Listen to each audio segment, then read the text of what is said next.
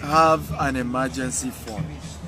So I realized that a lot of people go into an investment and suddenly something happened, and then before you know it, they want to pull out of that investment. Sometimes it's land investment, sometimes it's stocks, it's shares, sometimes it's just mutual funds. But you go into an investment, if you do not have an emergency fund that you can touch when emergencies occur, then you're gonna want to dip into the investment. You probably will even want to be insulting those you invested with and seeing them as wicked people and all of that. Meanwhile, many of these investments that you're going into, you cannot pull out like that. Okay, you can't buy a share and then suddenly say you wake up, you want to sell the share and you need the money today. It doesn't work that way. Even if you tell your broker to help you sell the shares, it doesn't work overnight. And some other investment types, if you buy land now, you can't buy land and then say immediately, my mother is sick or my uncle is sick, I want to sell the land. It doesn't work that way. Okay, so in order not to look foolish where you are putting money into an investment and you are forced to pull your money out, make sure you have what we call an emergency fund. So the emergency fund is what you will use in the case of something happens, something unexpected happen. So if you have an emergency fund, can you type 1? If you don't have an emergency fund, can you type 2? Let me ask again. If you have an emergency fund, type 1. If you don't have an emergency fund, type 2. Again, my name is Stephen Akita. I'm Africa's most sought after investment coach. Today I'm teaching you on 6 things you need to know before you start investing. Okay, 6 things you need to know before you start investing. And please, as you're joining me, I'd like you to share this video. If you can share 100 times, 200 times, please share it. I've often realized that people don't appreciate information that will really change their lives. Okay, we Africans don't value this kind of information about financial empowerment, about turning our finances around. But we need to change that narrative. Okay, it's insulting when you hear, if you want to hide a thing from a black man, put it in a book. All these kind of statements are insulting. We need to become people who are conscious, who are ready for valuable information. Okay, and I think that is critical at this point of our life. So please share this video, share again. I'm sharing on 6 things you need to know before you invest in anything. So number 1, have what we call emergency fund. Emergency fund. Number 2, and this is very, very important, and I realize a lot of people are not even conscious of this. Avoid circumstances that can lead to fraud. Okay, scam artists read the headlines. 2, often they use a highly publicized news item to lure potential investors and make the opportunity sounds more legitimate. Okay, and this is very, very important that you understand that you need to avoid circumstances that can lead to scam. So many people who invested in MMM did not know that it was a scam, and it was amazing to me that they didn't know, because it was on Google. If you just Google, is MMM a scam, you will have read that the scam started in Russia, okay, and that it was a Ponzi scheme that failed in Russia and didn't work at all. There's so much information online about MMM, but yet people put in their money and some people even committed suicide. So avoid investment opportunities that may lead to fraud, because scammers too are very sensitive. They know what is in the news. The Bible will put together some and say, look, so person is even doing it, these other people are doing it, come and put in your money. And then they lure you into an investment that is not real, and then your money is gone. It's just gone, totally gone. So you must be careful before you invest your money. Before you go into any form of investment, be careful, study, read hard, get certain information. It's very, very clear and very, very important. I remember at times some people were saying that is it UN or World Bank was giving people money to start their business, and there was a loan. You can get 10 million, you can get this. There are some verifications they are doing submit your Kinikon, you can start a microfinance bank. And there was so many information around this. Something was going on, something was cooking, and everybody should go into it. And immediately somebody also told me, he said, look, you will get a lot of money if you go into this. They will give you, it's a free, almost like a free money. They are giving people in Nigeria.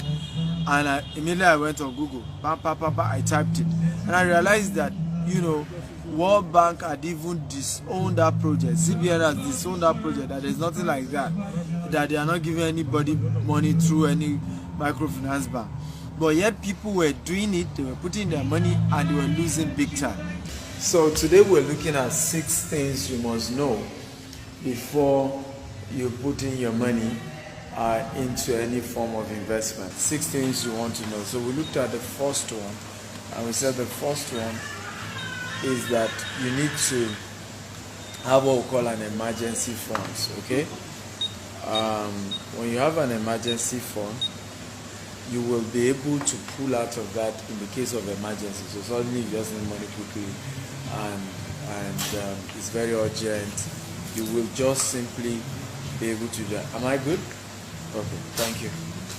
So you'll be able to use that emergency fund in the situations where suddenly you just need money, and such always happen.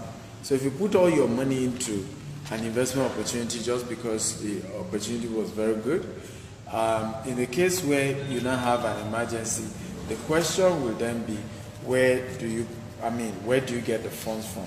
How do you handle that kind of emergency situation? And a lot of us sometimes we miss this part.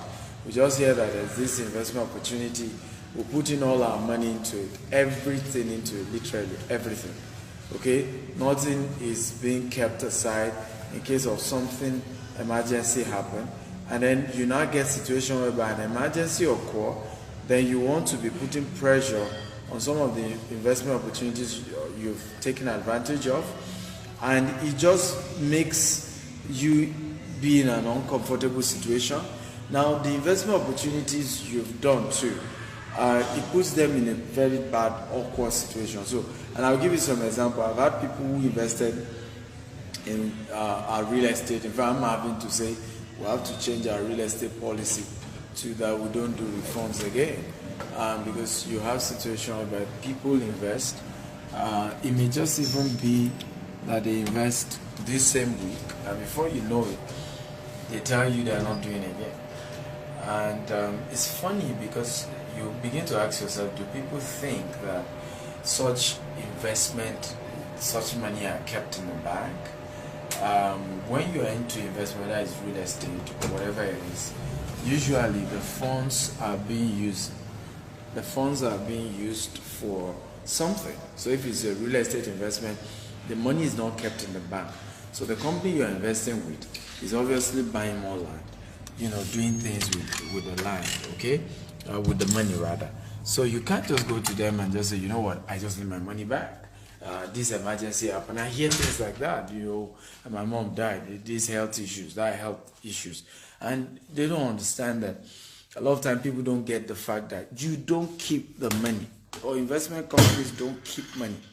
If you buy shares too, the same thing. Even before your broker will be able to help you sell the shares, it will take a while. So have what we call an emergency money.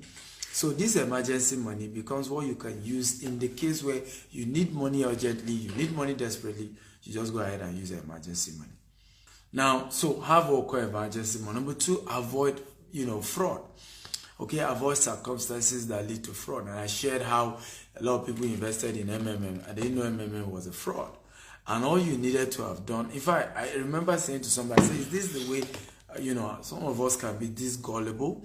Because if you had just Google MMM as at that time, you will read the history of MMM. You will read the fact that MMM started in Russia. You read the fact that a lot of people committed suicide when MMM went bad in Russia. And all of that. The informations are out there. But people just do not want to read, right? So they kept saying that, no, this particular MMM will work, and we're having ridiculous hopes that just didn't make sense. and people got their hands burned. So avoid circumstances that, investment, that really look fishy, that may end up becoming really fraud. Okay, avoid that. Okay, and I shared also several other experiences I've had too, where people just say, oh, there's this opportunity, oh, they are just giving, no matter the name they give it, right?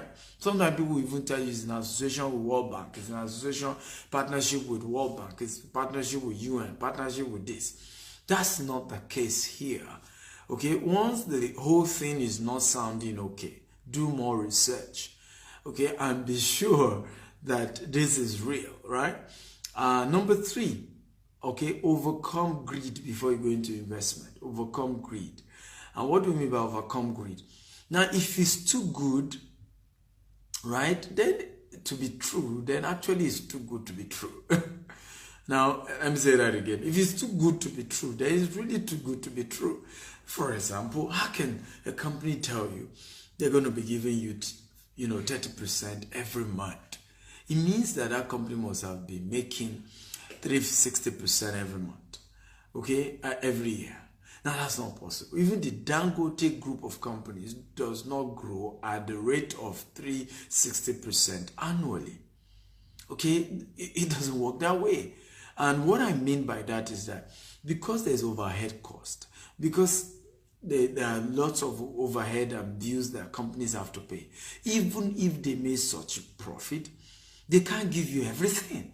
So if a company is saying that we're doing whatever, I don't care what they tell you they're doing, even if it's gold they're mining, because of their overhead cost, right, there's no way they can be giving you 360% annually. It doesn't make sense. It's ludicrous. It doesn't make sense. I don't know why people do this. Before you become an investor, overcome your greed. Overcome it. And greed can be overcome. All right? And please share this video, tag your friends, tag your loved one, let people come in here. People need to hear this, because the topic I'm treating today is what has made people to commit suicide, right? Because they don't know these 6 things I'm teaching. And so they go into bad investments, and then they lose all their money, and they're really, really, really, really in deep trouble. Okay, real deep trouble. Please share this video. Let's get people here. And as you're joining us, tell us your name and your city. Your name and your city. For some of you who want to get my book, you can visit www.stephenakitayo.com/book bundle. We're doing a massive promo. Crazy. Over 10 books given for peanuts. So go there, www.stephenakitayo.com/book bundle. My name is Stephen Akitayo. I'm Africa's most sought after investment coach, and I'm sharing with you 6 things to know before you invest in 2019. Don't just carry your money and then put into any form of investment. Get this knowledge. Overcome greed before you go into investment. Let me share with you one of the strategies to overcome greed. One of it is start giving. Practice, consistent giving. So tomorrow, we're going to Ajegunle. We're going to be feeding 500 to 1,000 children in Ajegunle. The place is called Dustbin Estate. It's an estate where people literally live. They live on a refuse. Yes, you're going to watch it. I'm going to stream the whole event live. God willing, tomorrow we're going to stream it live. Okay? Yes, people live on the refuse. You heard me. Some of you won't believe it. They live on the refuse. And so we want to visit them. We want to feed as many people as we can feed. We want to profile some of them that we can send to school this year. And so one of the ways to overcome greed is to practice consistent giving. So overcome greed. If you do not overcome greed, you will lose money. And you will claim that, oh, you are trying to invest, you're trying to make more money. But you will take actions that will make you lose everything and put you into trouble. So if it sounds too good, then it's just too good to be true. Okay, there are certain kind of returns people say they're going to give you in an investment that doesn't make sense. Whether it's shares, whether it's mutual funds, whether it's bonds, whatever it is, there are certain kind of interest that does not make sense. Any form of investment that promises you more than 25% every year is a high-risk investment. Now, I'm not even saying you shouldn't do it. I'm just saying, don't be greedy enough to put all your money into high-risk investment. Why do that? And why do people do that? You know this investment is promising to give you so much returns. Okay? That the return it says it will give you is very high. So why put all your money? Now, why? Why put all your eggs in one basket? You know that, I mean, I don't know how we find a way to convince ourselves that we should just do it. Sometimes you even say your brother said he collected the money. Yes, that he got the money does not guarantee that you will get your own. That you saw your uncle getting it does not mean you will get your own. Once an investment is very high, the returns, I'm not even saying don't do it. Don't just put all your money there. Okay, so don't be greedy. Overcome greed. Overcome greed. Okay, and one of the ways to overcome greed, start practicing consistent giving. Practice, it helps you, because suddenly it begins to make you know why God is blessing you, why you're trying to build wealth, the real purpose of trying to make money. It begins to get close to you, so that you don't just, because there's a thin line. If you're not careful, you just lose the whole reason why you want to be rich. You just lose that reason, and if you're not careful, you just mess it up big time. I remember an experience I had one time where, and it's good to, it's not even, I had to say to my kids, I'm going to be taking you out for all my charity events. You know, I have to start taking you out, because you need to begin to see things. Because sometimes children begin to ask you, Daddy, my neighbor had 2 bicycles. Why am I just having 1? Okay, Daddy, can't you get more food? Daddy, this. And before you know it, you don't know that your children are getting so, how do I put it now? And this thing I'm talking to you about leads to depression. It can easily lead to depression. Where when greed comes in, greed, because that's why they say money does not lead to happiness, right? Money doesn't lead to happiness. Because sometimes when you allow greed to enter you, you will never be able to have enough. So every day you're complaining, you want more, you want more, you want more. That's the same thing that happened to politicians who just keep stealing, looting the treasury, looting the treasury, looting the treasury every day. They keep looting the treasury and never get better. And when you see some of them, 10 years down the line, they've lost everything they looted. Because they never got, wealth is here. It's not in your account. It's not in your bank account. So avoid greed. And one of the ways to do that is give. So I'm working with my children to always follow me to charity projects so that you can see how their father is giving, and we also see people who are worse off than they are, see people who are, in deep problem than they are, and begin to appreciate life and begin to understand that God is faithful and be grateful for that which they have. And I think this is very, very important. Okay. I believe strongly in what I'm teaching you guys. Like I said, I believe strongly. Number 4, okay, consider an appropriate mix of investment. So I also realize that sometimes we make this mistake where all our investment are just one single type of investment, right? So some of us who like to buy shares, everything is in shares. Some of us who like bonds, everything is in bonds. Some of us who like mutual funds, everything is in mutual funds. Okay, some of us who like real estate, everything is in real estate. Sometimes you may want to diversify. Try to make sure that you have, appropriate mix of investments. Okay, some part of your investment goes into real estate. Some other part of your investment can go into bonds. Some other part of your investment can go into mutual funds, and so on and so forth. But have a balanced mix. Okay, I have Bukola here. Thank you for joining. Please tell me your name and the city you're joining me from. And as you're joining, share this video. Get more people to watch this video. We're sharing 6 things you need to know before you invest in 2019. So we're number 4. Consider an appropriate mix of investment. Number 5, and I think this is very, very important. Evaluate your comfort zone in taking risk. Okay? Evaluate your comfort zone on taking risk. And I think this is very important. All investment involves some degree of risk.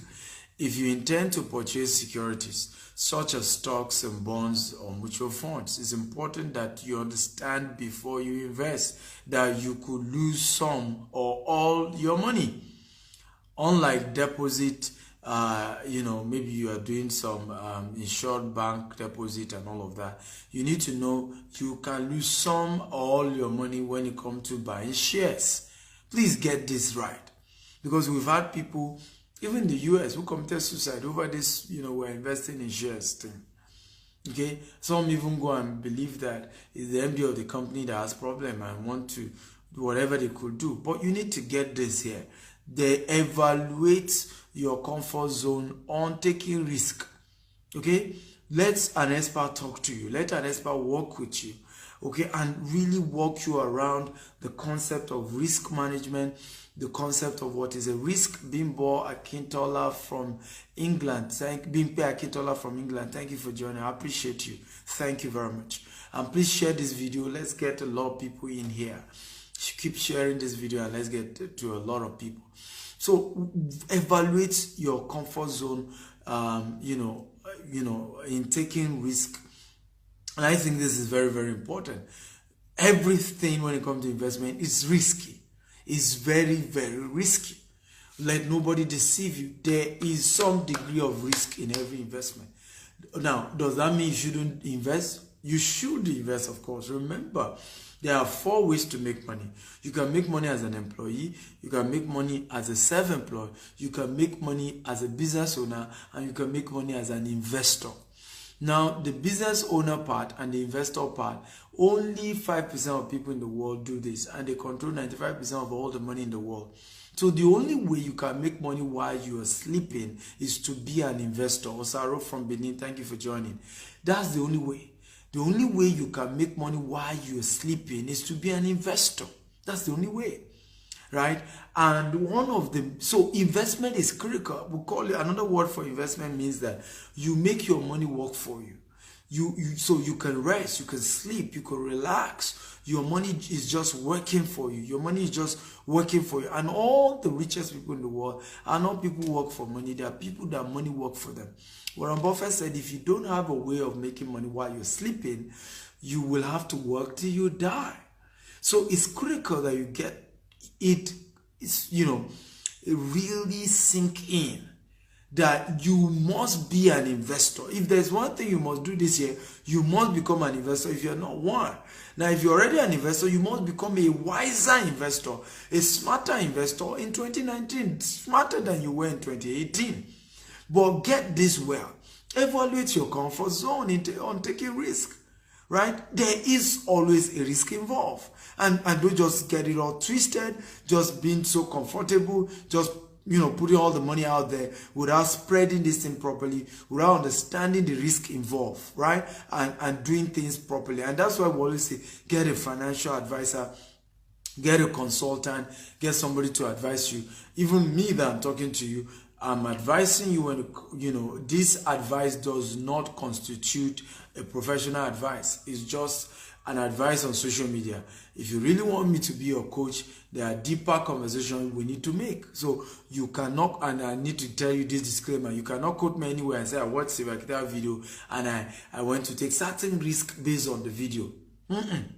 You and I do not have any agreement. This is just, a normal advice as to some of the things you need to do, some of the decisions you need to do. You really want to take this to the next level, there's a deeper conversation we need to have. And this is very clear, very important. A lot of times when they talk about investment, you hear, consult, your financial advisor, do this, do this. Do not just go into investment and just take risk anyhow. And then you say, well, I must take risk, I must take risks. I agree. Okay, it is risky not to take risks, but do it smartly. How? By reading books, by getting coaches, by getting experts involved in the decisions that you need to take. Okay, number 6, I believe. Okay, draw a personal financial roadmap. And I can overemphasize this because I've shared this in several of the sessions I've had. Draw a financial roadmap. So, and I'll give you an example. Somebody one time chatted me up and said, Mr. Stephen, I have 100 million naira, and what can I do with 100 million naira such that in 3 months I can double it? And I said to him, go buy a gun, okay, and go rob a bank. Now, some of you think my advice was sarcastic, Abi. No, don't mind me, I can be sarcastic at times. But it was just a ridiculous question. Okay? It was just a ridiculous question. It didn't make any sense. Right? And I see a lot of us do that. Right? Maybe because we're under some financial pressure, we've mismanaged some money, and now we're trying to get back. And sometimes if you're not careful, you now get deep yourself inside a deeper hole. You even find yourself inside a bigger mess than you were before now. Because you're so rushing to want to come out, At the end of the day, you're finding yourself into some very, very, deep stuff. So I always advise people, and it's my own personal advice, that look, if you want to be an investor, you want to do some of these things, try and, be smart enough to make sure that you have a roadmap. A roadmap that is very clear, a roadmap that is not trying to make you rich overnight, a roadmap that is, scientific, a roadmap, I call it SMART goal, specific, measurable, realistic, achievable, and time-bound. A roadmap that is systemic, a roadmap that includes what we call compound interest, where even though the beginning is small, remember, do not despise the day of little beginning. Your latter end, you are planning to be a lot bigger and greater and massive. So that's the kind of concept you bring into this kind of business, right? Into investment.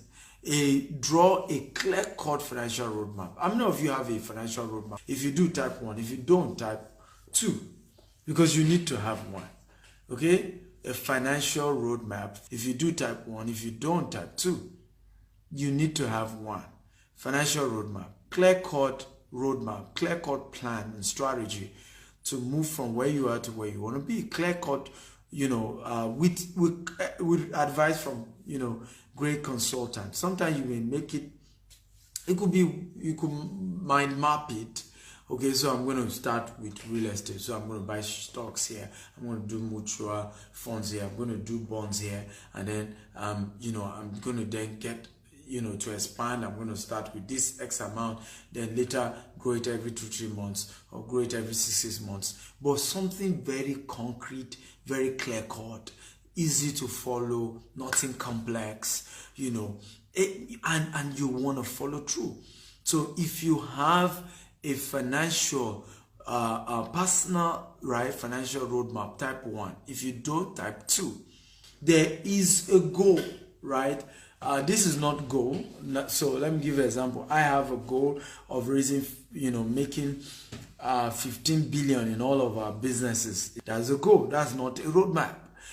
After getting that goal, you now still have to break it down. You still now have to put together, like, your roadmap is like what we call the methodology. It's not the how. The goal is the where you're going, right? The roadmap is like how you want to get there. The strategies, the steps you want to take, the decisions you have to take. And I'll give you an example of one of my spiritual mentor took years ago. So because of some of the dreams he had that year, he called his children and said, children, from today, no more milk in this house. Anybody want to take milk in this house, squeeze your breast and drink your own milk. Right? From today, secondly, no more egg in this house. Anybody want to eat egg in this house need to lay one. It was part of the financial roadmap for that year, because he realized that what was going into buying milk and buying egg was a lot. And if he really wants to achieve the goal he had, right, he can't continue to be spending that much on milk and egg. And he has to stop everybody in their family, from the children to the wife to everybody. Okay? But this same person I'm talking to you now has 2 private jets. Okay? Has, estates, one of the most successful people in the world. Yeah, in fact, the richest person in the world in his own field. But years ago, he had to tell the children, no more milk, no more egg. So in your roadmap, some of those kind of things may be there. Some of you may have to have in your roadmap, you may have to include under the prudency part. You may have to include the fact that we only shop once in 2019. right? Some steps have to be taken. Serious steps have to be taken. You cannot continue to spend money the way you were spending money when you were not an investor, the same way you're now spending money now that you're an investor. I give you another strategy. Even me, I'm trying to work on that too for this year. What are the things I can cut? One of the strategies that a friend of mine, similar to the earlier story, is a story a friend of mine was sharing. So he was building his house, 6-bedroom duplex in Abeokuta, but he used to buy block for 200 naira per block. But every week they buy a carton of Maltina. He just loved Maltina. A guest come, do you care for Maltina? He was just this Maltina guy, and that was him. But one day he started meditating. So he realized that he spends a whole crate of Maltina and a single bottle of Maltina was then that time 200 naira. So you have maybe 24. And he dawned on him one day that is 24 blocks. 24 blocks going every week. So he did a calculation in a month how many blocks was going. In a year, he had to say, yeah. So he called the wife. I said, from today, no more Maltina. Some of you who are from Nigeria or Africa, you know Maltina.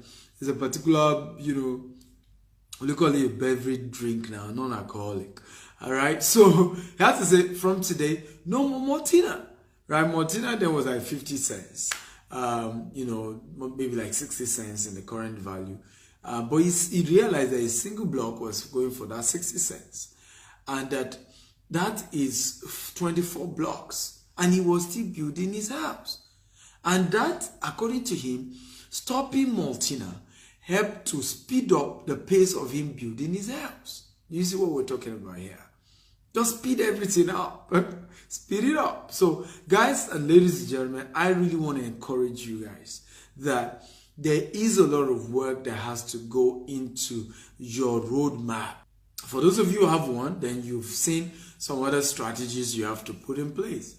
You must, in your roadmap, one of the critical components, I'm not going to, because today is not, maybe tomorrow I may take this topic, developing your financial roadmap. But one of the components that was being your financial roadmap is the prudency part, okay? And so under the prudency part, you want to say, what do I need to cut, okay, to be able to pay for my deficit in 2019? What do I need to cut? What are some of the bills I need to let go? Cut them. And then what are some of the things I need to buy? What are some of the things I need to invest in heavily?